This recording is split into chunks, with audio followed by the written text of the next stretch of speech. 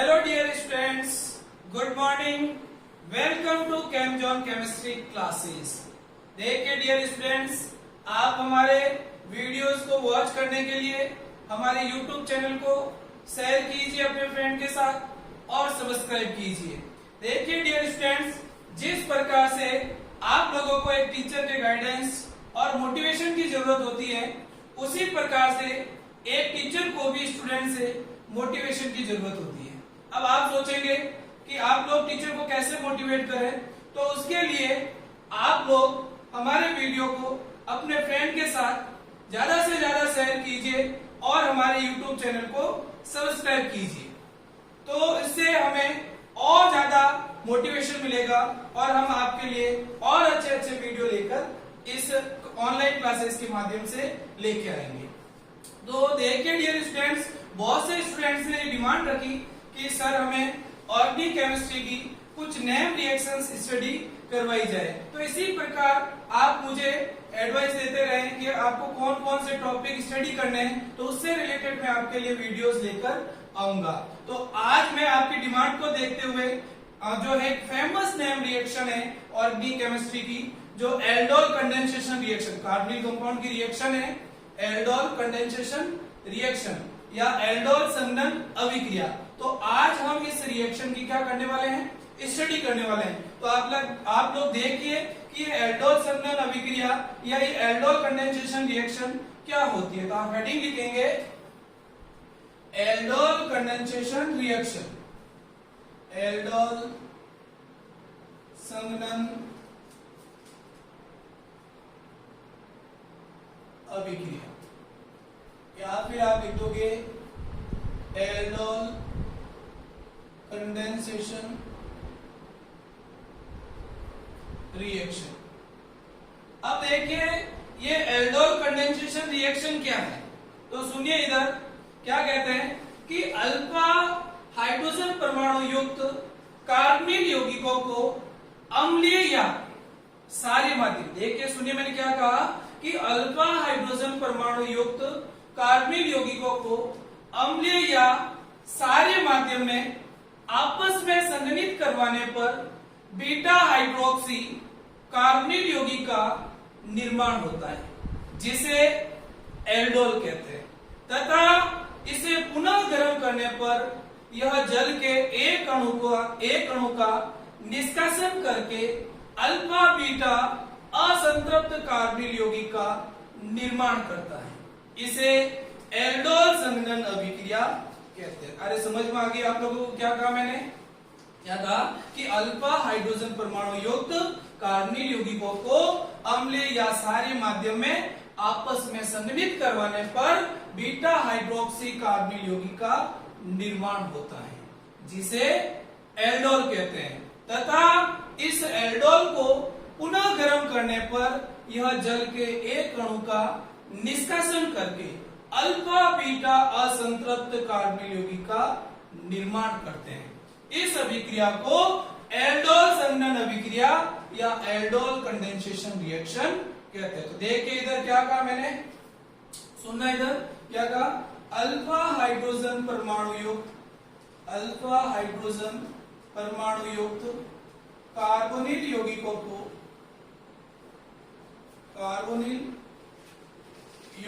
को अम्लीय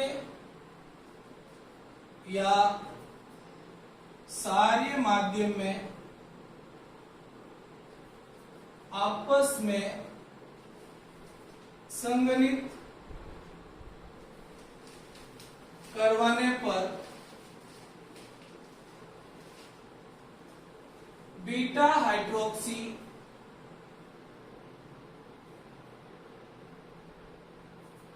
कार्बोनिल यौगिक का निर्माण होता है, जिसे एल्डोल कहते हैं। इसे पुनः गर्म करने पर यह जल के एक अणु का निष्कासन करके अल्फा बीटा असंतृप्त कार्बोनिल यौगिक का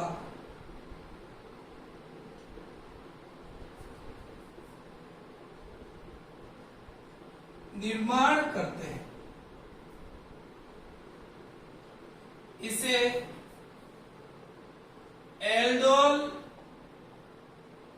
संघनन या एल्डोल कंडेंसेशन रिएक्शन या अभिक्रिया कहते हैं। देखिए इधर क्या कहा मैंने कहा अल्फा हाइड्रोजन परमाणु युक्त कार्बोनिल यौगिकों को अम्लीय या क्षारीय माध्यम में, क्या ध्यान रखना, अम्लीय या क्षारीय माध्यम में आपस में संघनित करवाने पर बीटा हाइड्रोक्सी कार्बोनिल यौगिक का निर्माण होता है, जिसे एल्डोल कहते हैं। जिसे क्या कहते हो? एल्डोल। तथा इसे पुनः गर्म करने पर यह जल के एक अणु का निष्कासन करके अल्फा बीटा असंतृप्त कार्बोनिल यौगिक का निर्माण करते हैं। इसे एल्डोल संघनन अभिक्रिया कहते हैं। देखिए आपको एग्जाम में जो सबसे पहला क्वेश्चन पूछा जाता है वो पूछा जाता है कि एल्डोल कंडेंसेशन रिएक्शन या एल्डोल संघनन अभिक्रिया कौन देते हैं। देखिए इसकी रिएक्शन की बात करेंगे हम।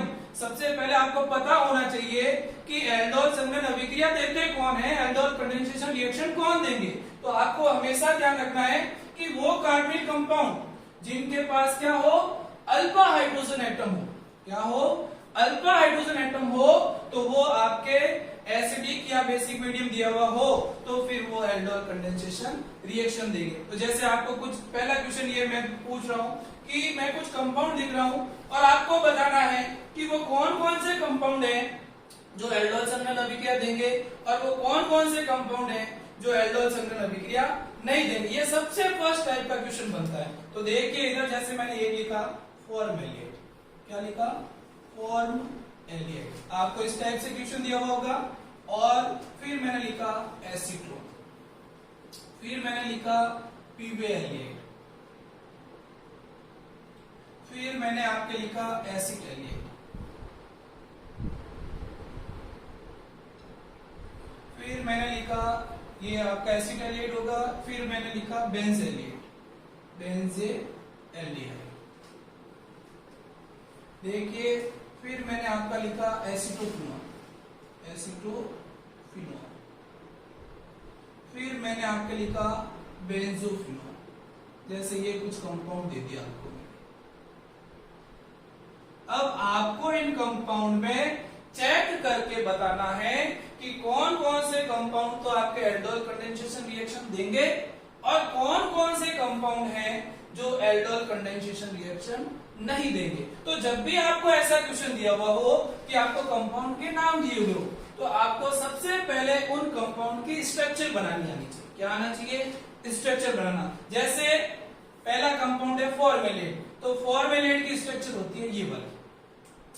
अब देखिए मैंने आप लोगों को क्या कहा कि एल्डोल कंडेंसेशन रिएक्शन कौन देंगे कि वो कार्बोनिल कंपाउंड जिनके पास क्या हो, अल्फा हाइड्रोजन एटम हो। तो देखिए इधर ये जो फॉर्मेलेट है, देखिए इसके पास तो अल्फा कार्बन ही नहीं है भाई। कार्बोनिल के पास वाला कार्बन क्या होता है? Alpha carbon. लेकिन यहाँ तो अल्फा कार्बन ही नहीं है और जब अल्फा कार्बन नहीं है तो अल्फा हाइड्रोजन भी नहीं होगी। तो इसका मतलब ये हुआ कि इसके पास अल्फा हाइड्रोजन नहीं है तो ये एल्डोल कंडेंसेशन रिएक्शन नहीं दे सकते। समझ में आ गई?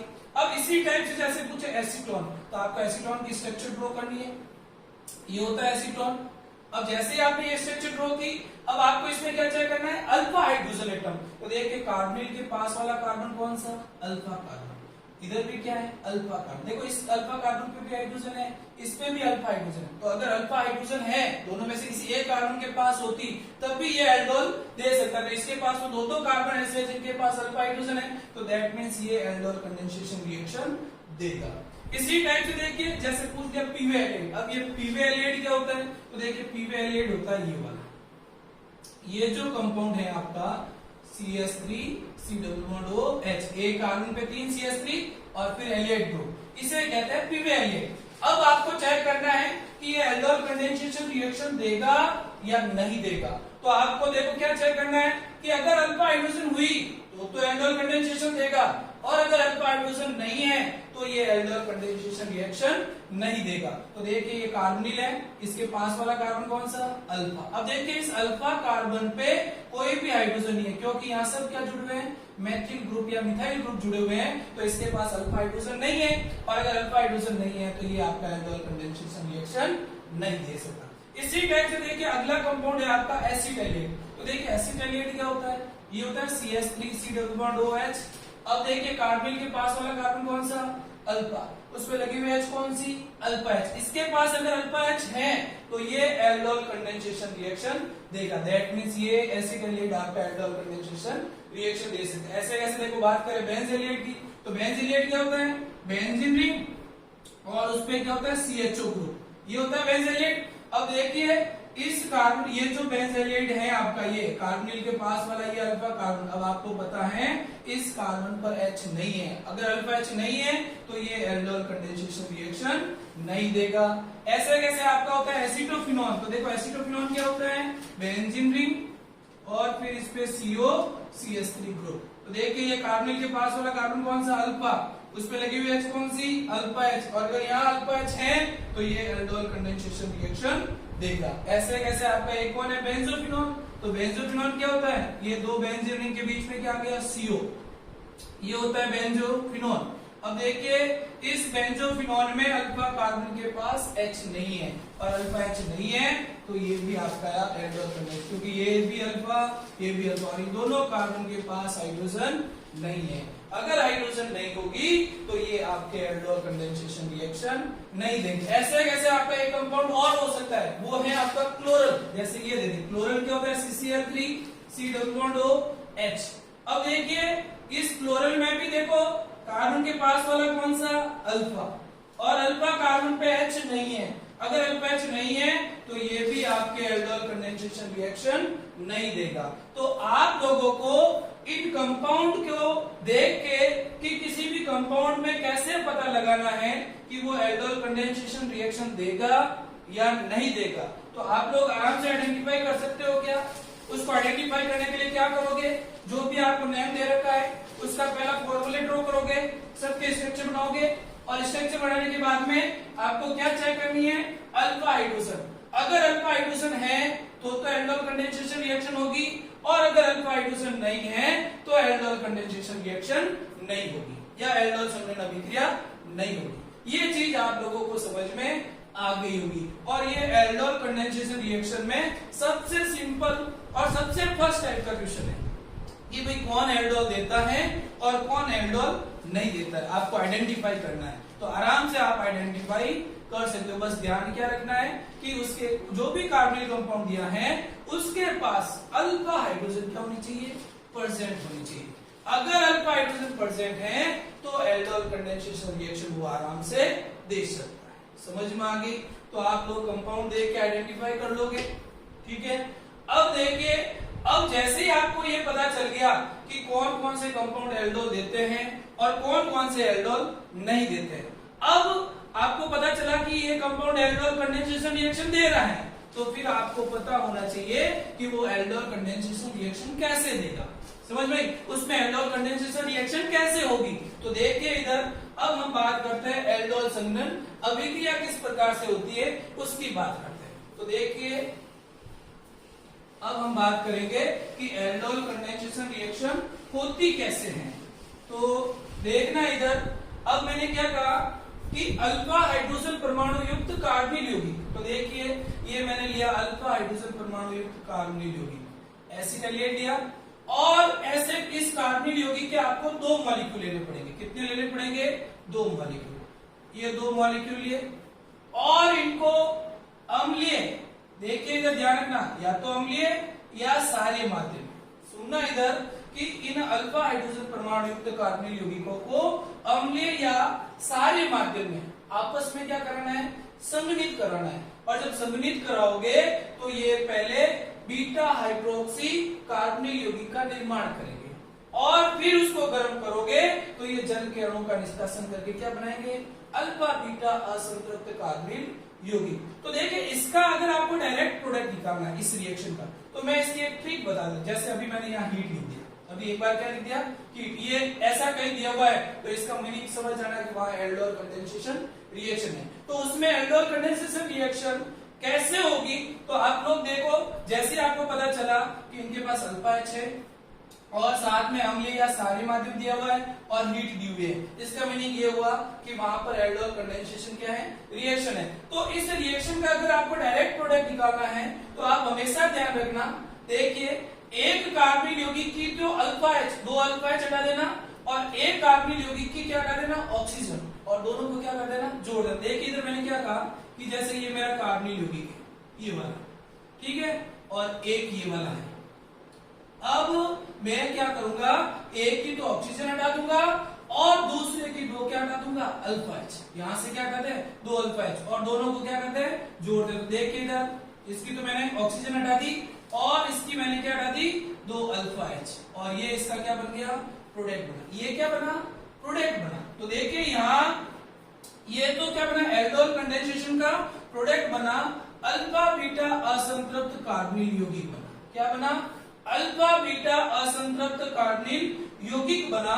लेकिन आपको तो देखो इसके बीच का एक और कंपाउंड चाहिए ना, क्या बना, बीटा हाइड्रोक्सी कार्बोनिल यौगिक। तो आप क्या करो, यहां से तो हीट हटा दो और यहां से क्या हटा दो, डबल बॉन्ड, और जैसे ही डबल बॉन्ड हटाओगे तो यहां क्या लगा देना, OH और H, और फिर इसको गर्म करना तो यहां से एक जल का अणु क्या होगा, निष्कासित होगा, और एक जल का अणु निष्कासित होके यहां पर आपके अल्फा बीटा असंतृप्त कार्बोनिल यौगिक का क्या हो जाएगा, निर्माण हो जाएगा। ये बना, ये क्या बना, अल्फा बीटा असंतृप्त या अनसैचुरेटेड कार्बोनिल यौगिक। और इससे पहले जो बना वो है आपका, देखिए ये अल्फा, ये बीटा, कार्बोनिल के पास वाला कार्बन कौन सा, अल्फा, और ये बीटा, तो बीटा पे क्या OH, तो ये क्या हो गया, बीटा हाइड्रोक्सी कार्बोनिल यौगिक। और यहां तक जो रिएक्शन हुई आपकी वो तो कौन है, एल्डोल। ये तो क्या है आपकी, एल्डोल।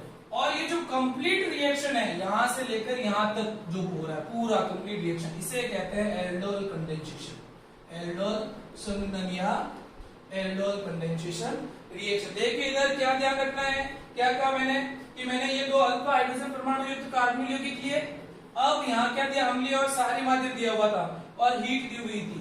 तो मैंने क्या कहा कि एक कार्बोनिल की तो ऑक्सीजन हटा देना और दूसरे कार्बोनिल की दो अल्फा एच हटा देना और दोनों को क्या कर देना, जोड़ देना। जोड़ोगे तो ये एल्डोल कंडेंसेशन का उत्पाद बनेगा। लेकिन आपको तो ये बीच वाली स्पीशीज चाहिए, तो आप क्या करना, यहाँ से तो हीट हटाएगा और यहाँ से ये डबल बॉन्ड हटा के इस डबल बॉन्ड पे H और OH जोड़ दोगे। जैसे ही H और OH जोड़ दिया फिर वापस हीट देना और हीट देके ये जल के अणु को क्या करेंगे, निष्कासित, और क्या बनाएंगे, अल्फा बीटा असंतृप्त कार्बोनिल यौगिक का निर्माण करेंगे। और यहाँ तक जो रिएक्शन हुई वो तो है एल्डोल। और फिर गर्म करने के बाद में यहां से लेकर यहां तक जो कंप्लीट रिएक्शन हुई वो आपकी है एल्डोल कंडेंसेशन या एल्डोल संघनन अभिक्रिया। आप लोगों को समझ में आ गया क्या, एल्डोल कंडेंसेशन रिएक्शन क्या होती है, क्या समझ में आया?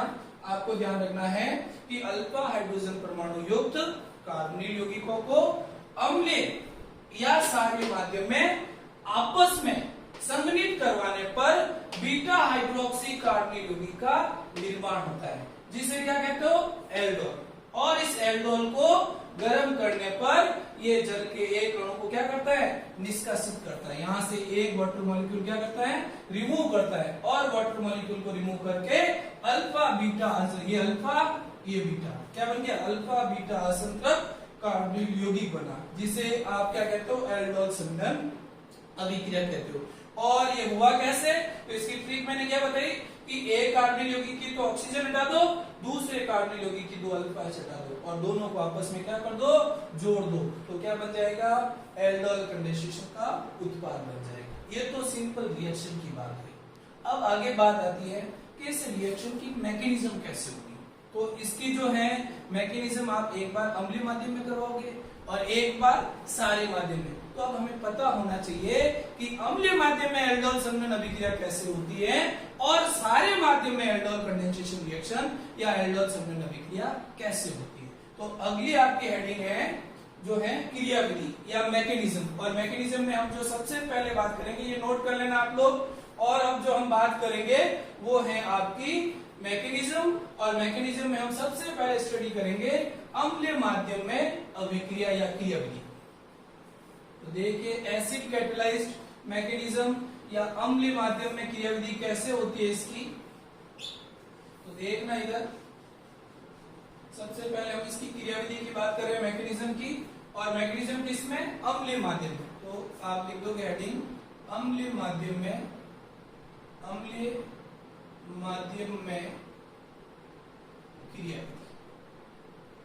अब देखिए इधर अम्लीय माध्यम में क्रियाविधि की बात करें तो ये मैंने कार्बोनिल यौगिक लिया, देखना इधर, ये मैंने क्या लिया, एक कार्बोनिल यौगिक लिया। अब आपको क्या दे रखा है, अम्लीय माध्यम दे रखा है, ये एसिडिक मीडियम दे दिया।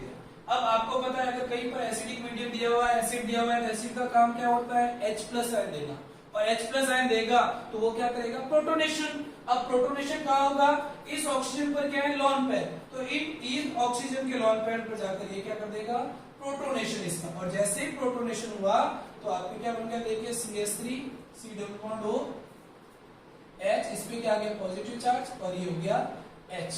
अब अगले स्टेप में आप लोग क्या करोगे, यहां से जो है एक H+ आयन को रिमूव करोगे और ये बॉन्ड क्या होगा, इधर शिफ्ट होगा। जैसे ही ये इधर शिफ्ट होगा तो आपका ये क्या बना, इनोल बन गया। क्या बना, इनोल। ये क्या बन जाएगा, इनोल। समझ में आ गई। अब देखिए जैसे ही इनोल बना तो ये क्या हो गया आपका, न्यूक्लियोफाइल। इनोल क्या होता है, न्यूक्लियोफाइल। देखिए यहाँ ध्यान रखना, इस एल्डोल कंडेंसेशन रिएक्शन में आपको 2 कार्बोनिल कंपाउंड दिए हुए थे, और आपको पता है कि कार्बोनिल कंपाउंड की नेचर होती है इलेक्ट्रोफिलिक, और जब इलेक्ट्रोफिलिक नेचर है तो आपस में दोनों इलेक्ट्रोफाइल तो आपस में रिएक्शन करेंगे नहीं। अब आपको क्या करना है, दोनों कार्बोनिल में से किसी भी एक कार्बोनिल को क्या कर देना है, न्यूक्लियोफाइल में कन्वर्ट कर देना है।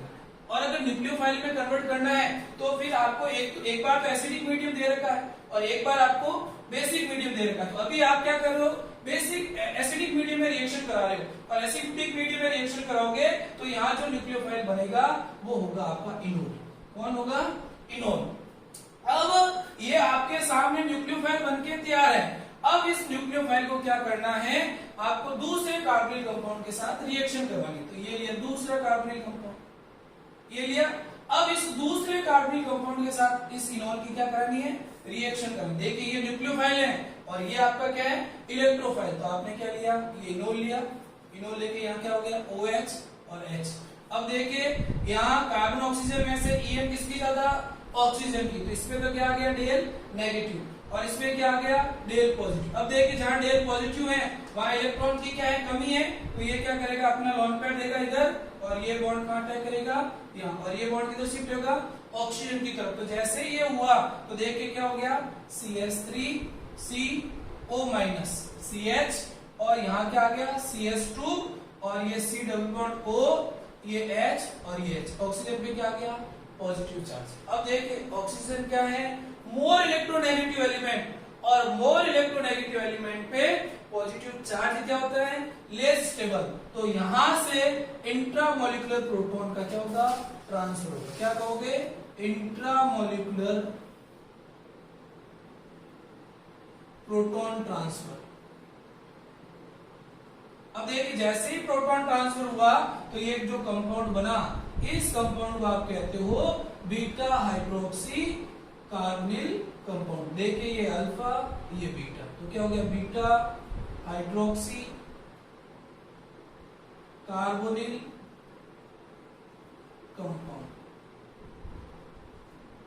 क्या बन गया, बीटा हाइड्रोक्सी कार्बोनिल कंपाउंड बना। और आप लोगों को पता है यहां तक जो रिएक्शन हुई वो क्या है, आपकी एल्डोल। लेकिन आपको तो क्या कराना है, एल्डोल कंडेंसेशन कराना है ना। तो आप क्या करोगे, अब हीट दोगे। क्या करोगे, हीट दोगे, और जैसे ही हीट दोगे तो यहां से एक H रिमूव होगी और यहां से ये OH, तो बाहर क्या निकल जाएगा, वाटर मॉलिक्यूल रिमूव होगा, और वाटर मॉलिक्यूल रिमूव होके क्या बन जाएगा, अल्फा बीटा अनसैचुरेटेड। देखिए ये अल्फा, ये बीटा, कार्बन के पास वाला कार्बन कौन सा, अल्फा, फिर ये कौन सा हुआ, बीटा, तो क्या बना, अल्फा बीटा अनसैचुरेटेड या असंतृप्त कार्बोनिल यौगिक। और यही आपकी क्या है, एल्डोल कंडेंसेशन रिएक्शन। देख लीजिए एक बार वापस, अम्लीय माध्यम में या एसिड कैटालाइज्ड मैकेनिज्म कैसे होती है एल्डोल कंडेंसेशन रिएक्शन की। तो देखिए इधर आपको दो कार्बोनिल कंपाउंड दिए हुए थे, तो दोनों में से क्या करना, पहले एक कार्बोनिल कंपाउंड लेना, क्योंकि दोनों कार्बोनिल कंपाउंड क्या होते हैं, इलेक्ट्रोफिलिक नेचर के। अगर दोनों इलेक्ट्रोफिलिक नेचर के हैं तो दो इलेक्ट्रोफाइल तो आपस में रिएक्शन करेंगे नहीं, तो उसके लिए क्या करना पड़ेगा, पहले आपको एक कार्बोनिल को न्यूक्लियोफाइल में कन्वर्ट करना पड़ेगा। और न्यूक्लियोफाइल में कन्वर्ट करना है तो उसके लिए आपको एसिडिक मीडियम में क्या दे रखा है, एसिड दे रखा है। एसिड दे रखा है तो पहले इसका क्या होगा, प्रोटोनेशन। जैसे ही प्रोटोनेशन होगा तो ऑक्सीजन पे क्या जाएगा, पॉजिटिव चार्ज। ऑक्सीजन पे पॉजिटिव चार्ज के हैं, लेस स्टेबल, तो यहां से ये H रिमूव होगी और यहाँ पर ये क्या बन जाएगा, इनोल। तो देखिए एसिडिक मीडियम में ये जो इनोल बना, ये एक न्यूक्लियोफाइल की तरफ बिहेव करेगा। आप लोगों को मैंने बताया था कि इनोल एक पाई बॉन्डेड क्या है, न्यूक्लियोफाइल है। जैसे ये न्यूक्लियोफाइल बनकर तैयार हो गया, अब आप लोगों को क्या करना है कि दूसरा कार्बोनिल कंपाउंड दिया हुआ है, और दूसरा जो कार्बोनिल कंपाउंड दिया हुआ है वो आपका क्या, इलेक्ट्रोफिलिक नेचर का है। तो और ये इनोल क्या है, न्यूक्लियोफाइल। तो ये न्यूक्लियोफाइल क्या करेगा, अपने ऑक्सीजन के लॉन्च पैड देगा और ये पाई बॉन्ड क्या करेगा, कार्बन पे अटैक करेगा। जैसे ही कार्बन पे अटैक करेगा, बॉन्ड ऑक्सीजन की तरफ क्या हो जाएगा, शिफ्ट। और जैसे ही ऑक्सीजन की तरफ शिफ्ट हुआ तो ऑक्सीजन पे क्या आ गया, नेगेटिव, और इस ऑक्सीजन पे क्या आ गया, पॉजिटिव। तो देखिए ऑक्सीजन क्या है, एक मोर इलेक्ट्रोनेगेटिव एलिमेंट है जिसपे पॉजिटिव चार्ज क्या होता है, लेस स्टेबल। तो ये क्या करेगा, यहां से H+ आयन को इस ऑक्सीजन को ट्रांसफर कर देगा। जैसे ये ट्रांसफर होगा इंटरमोलिकुलर प्रोटॉन, तो यहाँ क्या बन जाएगा, बीटा हाइड्रोक्सी कार्बोनिल कंपाउंड। जैसे बीटा हाइड्रोक्सी कार्बोनिल कंपाउंड बना तो यहाँ तक जो आपकी रिएक्शन हुई वो आपकी कौन सी है, एल्डोल। लेकिन आपको तो क्या कराना है, एल्डोल कंडेंसेशन रिएक्शन। तो फिर क्या करोगे, यहाँ हीट दोगे, और हीट दोगे तो यहाँ से वाटर मॉलिक्यूल क्या हो जाएगा, रिमूव। और जैसे ही वाटर मॉलिक्यूल रिमूव होगा तो आपके क्या बनेगा, alpha beta unsaturated carbonyl compound का क्या हो जाएगा, फॉर्मेशन। समझ में आ गई आप लोगों को। तो इस तरीके से आपके एसिडिक मीडियम में एल्डोल कंडेंसेशन रिएक्शन प्रोसीड होती है या जो है अभिक्रिया होती है। अब देखिए ये तो आपके हुई अम्लीय माध्यम। अब मैंने ये कहा कि एल्डोल कंडेंसेशन रिएक्शन सारे माध्यम में भी हो सकती है। तो अब आप लोगों को सारे माध्यम में भी पता होना चाहिए कि बेसिक मीडियम में आपकी एल्डोल कंडेंसेशन रिएक्शन किस टाइप से होती है, एल्डोल संघनन अभिक्रिया कैसे होती है। तो अगली जो आपकी हेडिंग है वो है aldol condensation reaction in basic medium या base catalyzed aldol condensation reaction, या सारे माध्यम में एल्डोल कंडेंसेशन अभिक्रिया। तो देखिए अगला जो हेडिंग है आपका वो क्या है, सारे माध्यम में क्रियाविधि। अगला जो हेडिंग है आपका वो क्या है, सारे माध्यम में क्रियाविधि। तो देखिए सारे माध्यम में एल्डोल कंडेंसेशन रिएक्शन कैसे होती है, तो आप हेडिंग क्या लिखोगे, सारे माध्यम में क्रियाविधि। अब देखिए सारे माध्यम में आपको रिएक्शन करानी है, तो फिर वही बात कि आपको दो कार्बोनिल कंपाउंड दिए हुए हैं और दोनों कार्बोनिल कंपाउंड की नेचर क्या है, इलेक्ट्रोफिलिक, मतलब वो दोनों इलेक्ट्रोफाइल है। तो आपको दोनों में से किसी एक कार्बोनिल कंपाउंड को क्या बनाना पड़ेगा, न्यूक्लियोफाइल। अभी तो दोनों कार्बोनिल कंपाउंड सेम है, तो दोनों में से कोई भी एक कार्बोनिल कंपाउंड ले लो। चलो ये मैंने कार्बोनिल कंपाउंड लिया, अब इसको मुझे न्यूक्लियोफाइल में कन्वर्ट करना है, तो उसके लिए मेरे को बेस दे रखा है। क्या दे रखा है, बेस दे रखा है। तो देखिए इधर आप लोगों को पता है कि कार्बोनिल के पास वाला कार्बन कौन सा, अल्फा कार्बन, और उस पर लगी हुई H कौन सी, अल्फा H। और हमेशा ध्यान रखना कार्बोनिल यौगिकों के अल्फा कार्बन पर लगी हुई H हमेशा अम्लीय प्रकृति प्रदर्शित करती है। क्या करती है, एसिडिक नेचर से होती है। वेरी वेरी इंपोर्टेंट, हमेशा ध्यान रखना कार्बोनिल यौगिकों के अल्फा कार्बन एटम पर लगी हुई जो H होती है वो हमेशा ऑलवेज एसिडिक नेचर क्या करती है, शो करती है। तो देखिए अगर ये एसिडिक H है और ये बेस है तो आपको पता है कि एसिड बेस रिएक्शन होगी।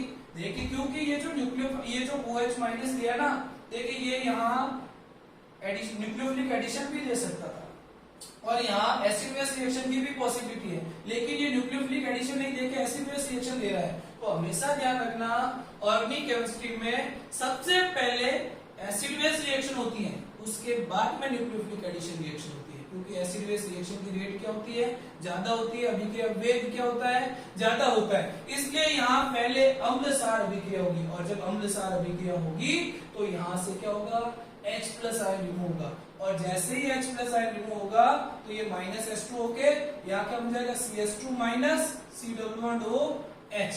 अब देखिए जैसे ही ये एनायन बना तो ये एनायन जो है आपका रेजोनेंस की तरह क्या है, स्टेबल है। देखिए ये इधर नेगेटिव चार्ज इधर देगा और ये ऑक्सीजन पे जो नेगेटिव चार्ज है वो ये जो डबल बॉन्ड है वो ऑक्सीजन की तरफ चला जाएगा, तो ऑक्सीजन पे क्या जाएगा, नेगेटिव चार्ज। तो देखिए जैसे ही ये हुआ तो ये क्या बना, इनोलेट आयन। ये क्या बन गया आपका, इनोलेट आयन। देखिए इधर क्या कहा मैंने कि ये जो कार्बोनिल कंपाउंड है इसमें दो प्रोसीजर हो सकते थे। एक बार तो ये OH माइनस इस कार्बोनिल पे अटैक कर ले और ऑक्सीजन वाले बॉन्ड को शिफ्ट कर ले, और एक बार यहाँ से ये जो कार्बोनिल के अल्फा कार्बन पे लगी हुई H जो है एसिडिक नेचर की है, इस H को निकाल दे और एसिड बेस रिएक्शन दे दे। तो यहाँ तो थी न्यूक्लियोफिलिक एडिशन रिएक्शन, यहाँ थी एसिड बेस रिएक्शन। तो ऑर्गेनिक केमिस्ट्री में हमेशा ध्यान रखना acid base reaction is dominate over nucleophilic addition, मतलब अम्लसार अभिक्रियाएं हमेशा नाभिक क्षय योगात्मक अभिक्रियाओं पे क्या होती है, प्रभावी होती है। तो इसलिए यहाँ क्या हो गया, पहले जो है अम्लसार अभिक्रिया हुई, जैसे ही अम्लसार अभिक्रिया हुई ये एनायन बन गया, कार्बन पे क्या क्या नेगेटिव चार्ज। अब ये नेगेटिव चार्ज रेजोनेंस के द्वारा क्या हो रहा है, स्टेबल हो रहा है और यहाँ क्या बना, इनोलेट आयन। और ये जो इनोलेट आयन है वो एक न्यूक्लियोफाइल की तरह क्या करेगा, बिहेव करेगा या एक नाभिक स्नेह की तरह व्यवहार प्रदर्शित करेगा। अब देखिए अब आपको क्या करना है कि अब ये आपके पास सामने न्यूक्लियोफाइल बन गया। अब आपको जो दूसरा कार्बोनिल यौगिक दिया हुआ है वो कौन है, एल्डिहाइड। ये एसिड एल्डिहाइड है। अब ये तो इलेक्ट्रोफाइल और ये आपका क्या है, न्यूक्लियोफाइल। तो दोनों को आपस में क्या करा दो, रिएक्शन करा दो। तो देखो जैसे रिएक्शन कराओगे तो ये क्या होगा, CH2 double bond CO minus H। अब देखिए क्या होगा, ये ऑक्सीजन अपना नेगेटिव चार्ज इधर देगा, ये डबल बॉन्ड इस कार्बन पे अटैक करेगा, क्योंकि यहाँ डेल पॉजिटिव यहाँ डेल नेगेटिव। कार्बन और ऑक्सीजन में से ऑक्सीजन की है ज्यादा तो डेल नेगेटिव, इसमें क्या गया, डेल पॉजिटिव। और जैसे ही ये हुआ तो अब ये बॉन्ड किधर शिफ्ट होगा, ऑक्सीजन की तरफ। और जैसे ही ये हुआ तो अब क्या बन गया आपका CH3 CO माइनस और यहाँ क्या आ गया CH और यहाँ क्या है CH2 C double bond OH। अब देखिए आप क्या करोगे, H2 के प्रेजेंस में यहाँ क्या दे दोगे, H प्लस। जैसे ही यहाँ H प्लस दोगे तो ये वापस आपका क्या बन गया, बीटा हाइड्रोक्सी कार्बोनिल यौगिक बन गया, जो आपके एसिडिक मीडियम में भी बन रहा था। तो ये क्या बना, ये अल्फा और ये बीटा, कार्बोनिल के पास वाला कार्बन अल्फा और ये क्या हो गया, बीटा। तो क्या बना, बीटा हाइड्रोक्सी कार्बोनिल कंपाउंड या बीटा हाइड्रोक्सी कार्बोनिल यौगिक बना। अब इसको क्या करना, गर्म करना। जैसे ही आप गर्म करोगे तो यहां से वाटर मॉलिक्यूल क्या हो जाएगा, रिमूव हो जाएगा। और जैसे ही वाटर मॉलिक्यूल रिमूव होगा तो आपके क्या बन जाएगा, alpha beta unsaturated carbonyl compound का क्या हुआ, निर्माण हुआ या फॉर्मेशन हुआ। तो क्या बना, alpha beta unsaturated carbonyl compound या अल्फा बीटा अनसैचुरेटेड कार्बोनिल यौगिक बन गया। समझ में आ गई आप लोगों को बेसिक मीडियम में रिएक्शन कैसे होती है। वापस समझ लो एक बार, क्या कहा मैंने, एसिड एल्डिहाइड दिया, एसिड एल्डिहाइड में क्या है, ये सारे माध्यम में OH माइनस बेसिक मीडियम में। अब OH माइनस यहाँ पे अटैक कर सकता था और यहाँ से H भी निकाल सकता था।